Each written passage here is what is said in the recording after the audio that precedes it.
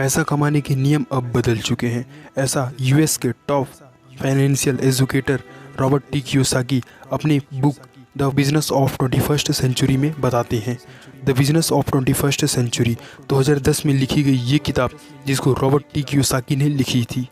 Robert T Kiyosaki की ये किताब कोई घिसी-पिटी फाइनेंशियल गाइड नहीं है, बल्कि इन्होंने अपने रियल लाइफ एक्सपीरियंस पर इस बुक को लिखी है।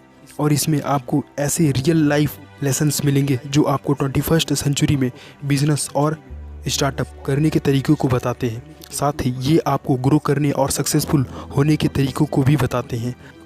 आज आपसे पूछा जाए कि आपकी सबसे बड़ी ज़रूरत क्या है, तो वो है पैसा। और एक मिडिल क्लास पर्सन अपनी पूरी लाइफ में कड़ी मेहनत करता है पैसा कमाने के लिए, और वहीं एक रिच पर्सन पैसा रखता है क्योंकि उसका पैसा ही काम करता है। ऐसा आपने rich dad poor dad book में भी सुना होगा। अगर आपने ये बुक नहीं पढ़ा तो मैंने ऊपर आई बटन पर लिंक दे रखा है, उसे क्लिक करके आप वीडियो को वॉच कर सकते हो।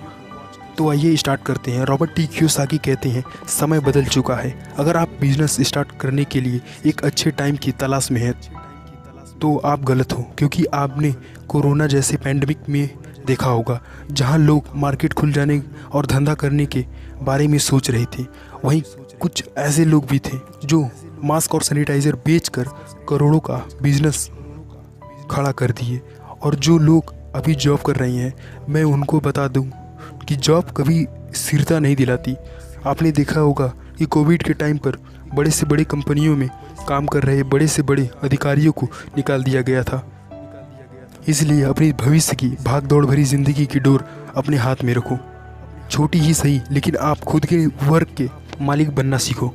तो इसके लिए आपको अपना माइंडसेट बदलना होगा। बाय द वे, अगर आपको इसमें इंटरेस्ट हो तो आप एक कॉपी और पेन लेकर बैठ जाओ और उसमें एक प्लस का बड़ा स्ट्रक्चर बनाओ। ऊपरी बाएं हिस्से में लिखो ई, जिसका मतलब है एम्प्लॉय यानी कर्मचारी, और इसके नीचे वाले खाने में लिखो एस, सेल्फ एम्प्लॉयड, जो खुद के लिए काम करते हैं।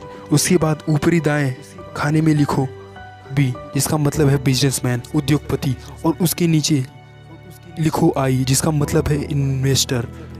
अब मैं बारी बारी से इसे क्लासीफाई करता हूँ। ई का मतलब है एम्प्लॉय और कर्मचारी। 90% लोग इसी क्वाड्रेंट में आते हैं। ये इस जीवन में आते हैं, जीवन जीते हैं और इस दुनिया से विदा हो जाते हैं। और स्कूल कॉलेजेस में भी हमें यही सिखाया जाता है कि दिन रात पढ़ाई करके आप नौकर कैसे बन सकते हो।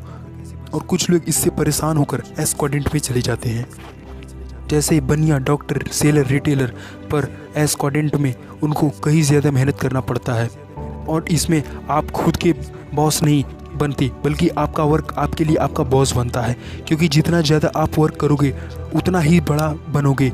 पी क्वाड्रेंट में आते हैं बड़ी कंपनीज, जहां लोग और आपका पैसा, आपका बिजनेस आपके लिए काम करता है। और फिर आते हैं इन्वेस्टर, जो आई क्वाड्रेंट के लोगों को कुछ पैसा देकर बिना किसी वर्क को किए ये पैसा कमाते हैं।